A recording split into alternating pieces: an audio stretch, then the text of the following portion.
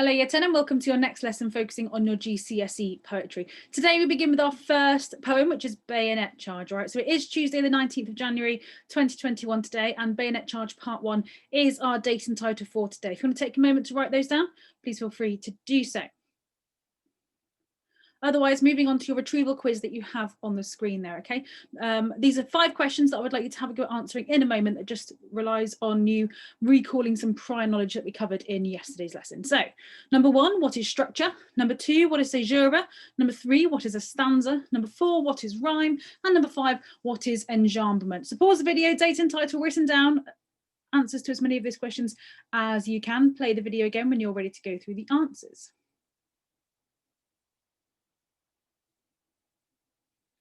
Okay, then hopefully by now you've managed to have a go at the 5 questions on the screen there. So I'm now going to run through the answers to each of those questions. So, number 1, what is structure? Structure is the organisation of the poem on the page. Remember, we're not looking at the poem in its entirety with structure, nor are we looking at the individual words. We're looking at how the words are laid out on the page, okay, and looking in to see why their placement might be interesting. Number 2, what is caesura? A pause that breaks the rhythm or pace in a line of poetry. It's often a piece of punctuation that features in the middle of a line. Right, number 3, what is a stanza? A group of lines in a poem. Okay, a stanza is the poetry term for a paragraph. Okay, with poems, they're not paragraphs, they're stanzas. Okay. Number 4, what is rhyme? Words with endings that sound similar to each other. And number 5, what is enjambment? This is when one line of poetry runs into the next without any punctuation. Okay. And that can go across stanzas as well. So mark your answers. If you got them right, well done. If you haven't, you might want to make a note as to which ones you just need to revise there. But otherwise, moving on. So Bayonet Charge Part 1. Today's aims are to learn about the author of the poem, to understand what the poem is about, and to explore the form and structure of the poem, okay? As I said, every poem is going to be over 2 lessons, so we'll do this much today, and we'll move on to consider language and other things tomorrow, okay? So, first of all, just some key terminology to give you, though. I know you began writing down some key terminology yesterday. All right, I told you to design your own definition table to include these terms in, but I'm now going to ask you to add to that table that you began yesterday, because I want you to add the terms and definitions written below to the glossary table that you began yesterday, okay? So on the board, we've got another 6 terms and their definitions for you to consider. Again, some of these you've likely heard of before, but it's always good to recap and just have those definitions available to us should we need to refer to them at any point throughout the lessons. So the terms we've got on the screen here: personification, giving something non-human, human qualities. Simile, saying one thing is like or as something else. Alliteration is when 2 or more words that are next to each other begin with the same letter. A metaphor, when you describe something as being something else. A theme, the central ideas of the text. And emotive language is when particular word choices are made to evoke an emotional response. You use certain words on purpose because you want your reader or audience to feel a certain way. Okay, so pause the video, take 5 minutes, add these terms and definitions to that table you began doing yesterday. Play the video again once you've done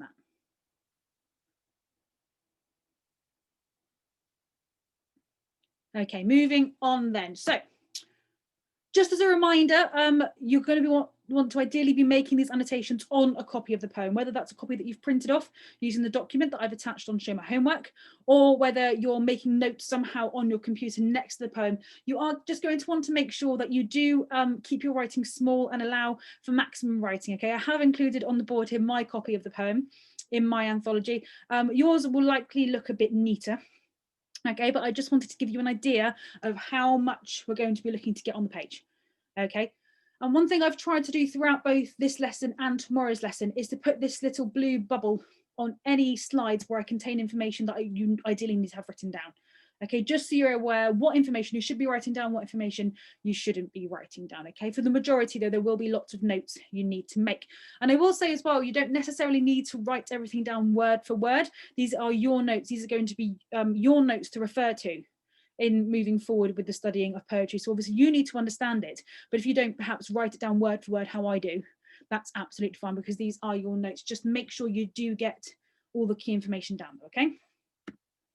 So what is the poem about? So we know the poem is called Bayonet Charge, okay, and it's a poem about World War I, and it begins with the soldier waking up and charging into a fight before he contemplates what he is doing, okay, and we'll go into more detail about that when we look at the structure of the poem itself. Now we're going to focus in on the author, okay? It's always important, as we know when looking at text, to consider the author themselves. All right, and the author of Bayonet Charge is this man called Ted Hughes. He's most famously known for his relationship with Sylvia Plath. However, he was, of course, a writer in his own right as well. He grew up in the countryside in Yorkshire. He was passionate about animals and nature. He was devoted to poetry from a young age, despite his poorer background. He was a poet and a children's writer. His father served in World War I.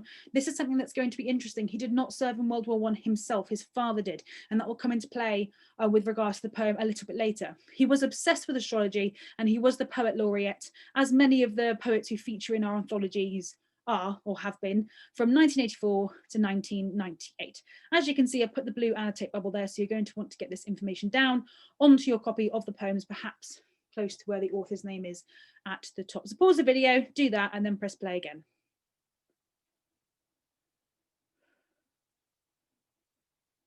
Okie dokie.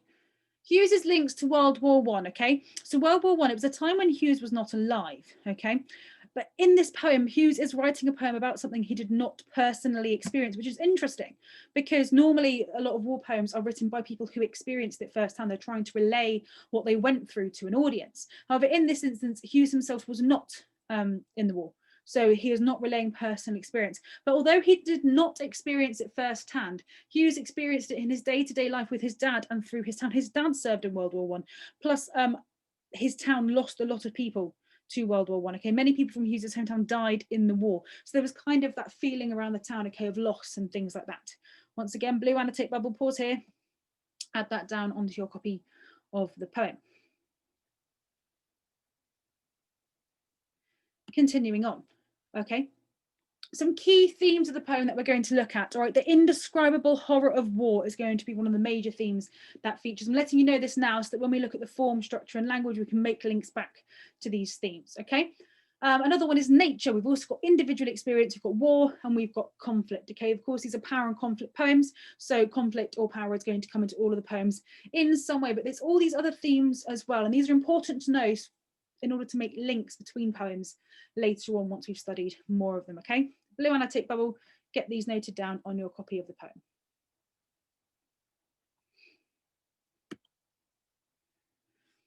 The next thing we're going to do then, we are going to read through the poem, okay? I have managed to get all of it on the screen here, and this is generally always the first thing we should do when approached with something we are unfamiliar with, okay? Any piece of writing that we are unfamiliar with. As we read through, I have included some definitions there of what different things are. For example, a bayonet, all right, the poem is called Bayonet Charge, is a blade or a knife that's attached to the end of a rifle. It looks a little bit like this, okay? So essentially you've got a gun with a knife stuck out of it, okay? So when you're running towards people in the field of battle, you could stab them prior to shooting, all very gruesome, okay? Some other definitions there. Clods are lumps of earth. Statuary is a group of statues. Threshing, which means thrashing, or the beating of crops to separate the crop from the straw. But in this instance, we are mainly looking at the fact that it means thrashing. So I am going to read through the poem. You can either listen to me read it through, or you can pause the video, skip me reading it, and then just read through it yourself. I always think it's really good to read these things aloud, though, especially to take into consideration any pieces of punctuation, okay?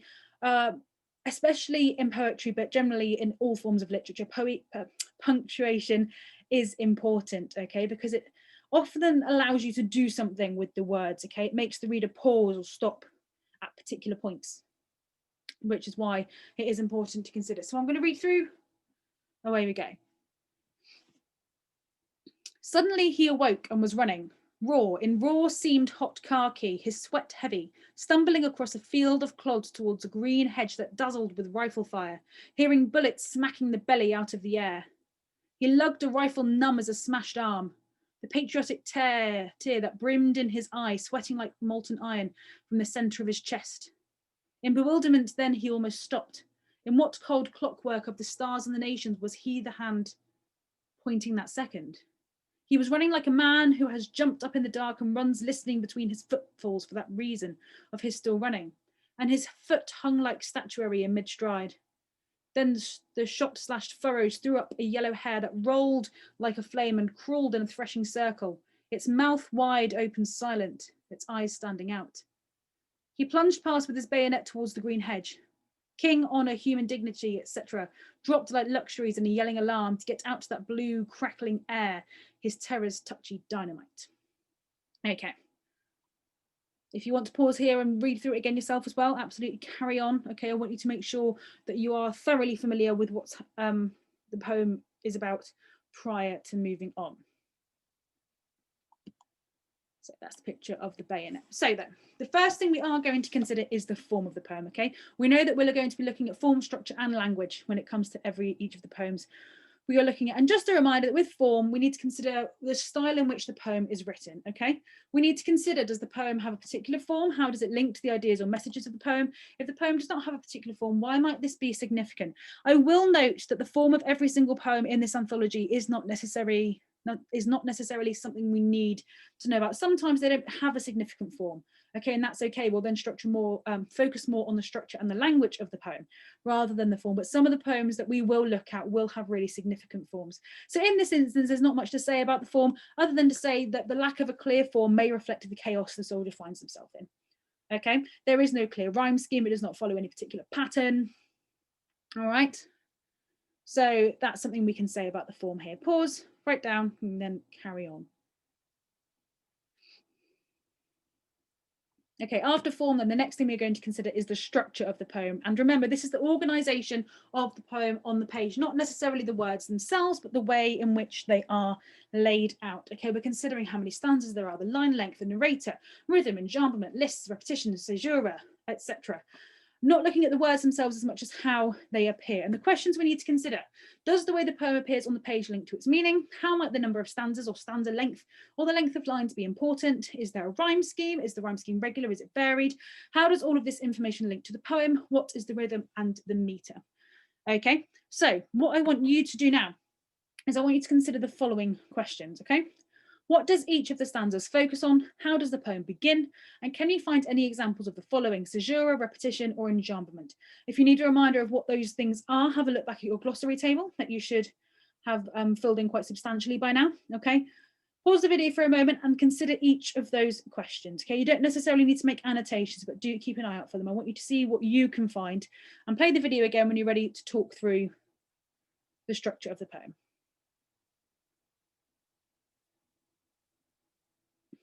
Okay then, so now I'm going to go through some information about the structure of the poem. You are going to want to make annotations along with the things that I note down, okay? So I'm going to begin by considering what happens in each stanza of the poem in a bit more detail, okay? So, the first stanza that we have here: suddenly he awoke and was running, raw seamed hot khaki, his sweat heavy, stumbling across a field of clods towards a green hedge that dazzled with rifle fire. Hearing bullets smacking the belly out of the air, he lugged a rifle numb as a smashed arm, the patriotic tear that had brimmed in his eyes, sweating like molten iron from the center of his chest. Okay, so what we've got here in the first stanza, let's just make it so that I can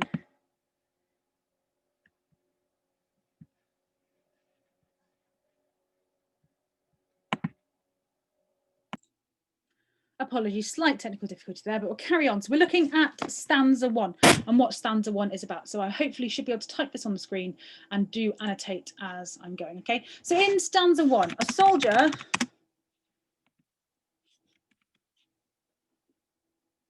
there we go. A soldier, he wakes up and finds himself charging towards the enemy. Okay? With his gun and bayonet in hand. All right, that's a brief summary of what is happening in the first stanza there. Moving on to the second stanza then, okay? In bewilderment then he almost stopped. In what cold clockwork of the stars and the nations was he the hand pointing that second? Like he was running like a man who had jumped up in the dark and runs listening between his footfalls for the reason of his still running, and his foot hung like statuary in mid-stride. Then the shot slashed furrows, and that one does carry on, all right? But we're mainly just focusing on a summary of what's happening in that stanza for now. So over here, I'm going to put, so in stanza 2, he suddenly stops to contemplate what he is doing and why he's doing it. He's gone from charging to suddenly stopping. all right, to contemplate what he is doing at this moment in time.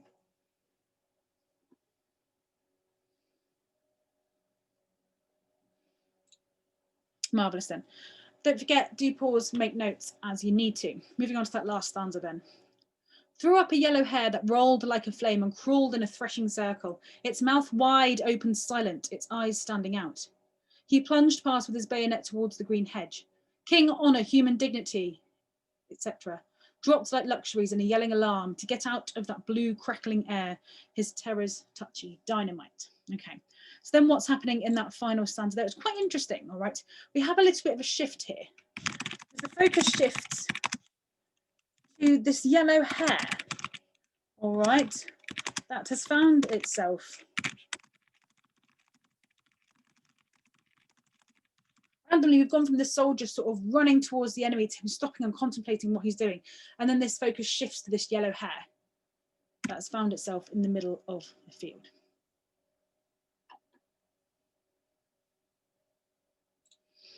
Okie dokie. Do pause and get those notes down, because I'm going to remove them before I move on to consider the next part. Removing them now. Wonderful. Okay, so there we've managed to have a look at each of the stanzas in detail. Okay, the next thing that we were going to consider was, how does the poem begin? Okay, and this is quite interesting. So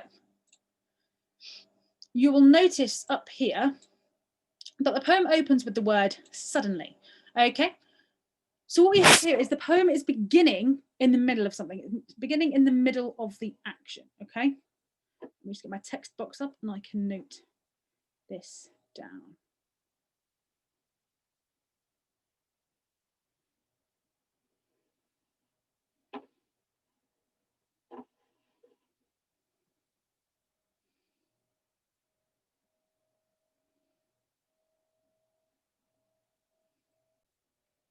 Carrying on from where we were then, we were focusing on that word suddenly and the way that the poem opens, okay? And we notice here, it just begins, suddenly he awoke, right? The poem begins in the middle of the action. Something has happened before this moment, but we are not made aware of what, okay? And the idea behind this is kind of leave us feeling left unsure and confused in the same way the soldier would be feeling, okay?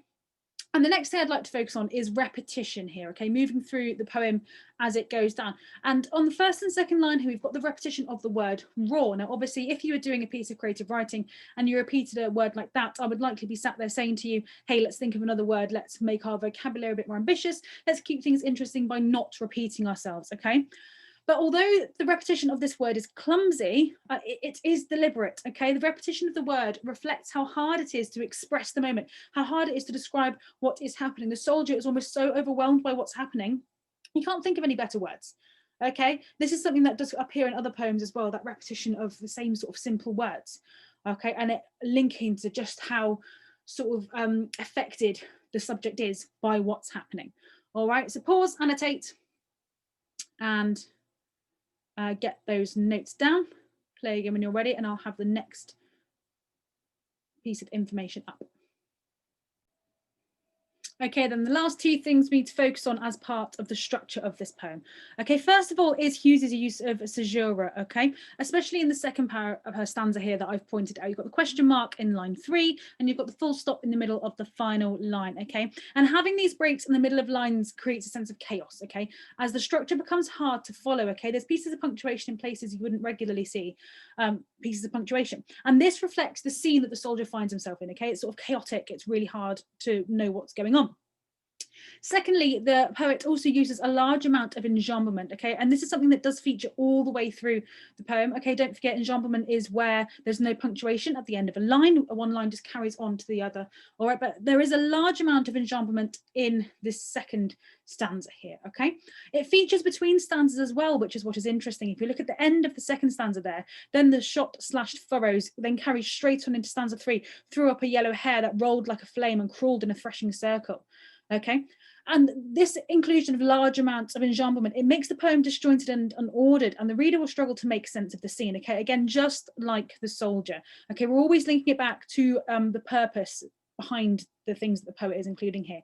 Okay, and essentially Hughes is trying to make the reader feel as the soldier may feel. Okay, so let's remove those annotations.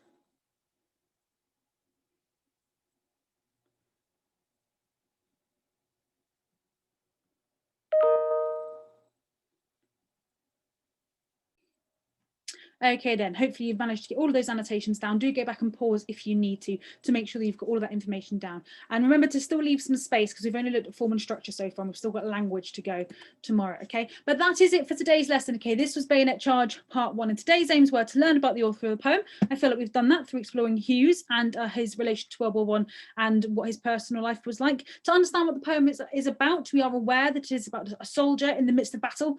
Okay, he begins to contemplate what it is he's doing before the focus shifting to that yellow hair, and to explore the form and structure of the poem. Yep, we've discussed how the form isn't particularly significant, okay, and nowhere near as much as the structure anyway, and how those different structural features that Hughes includes in the poem can make a link to his aims and the themes of the poem. Okay, if you need to go back and pause at any point just to catch up on those notes, please feel free to do so. Otherwise, we will carry on tomorrow.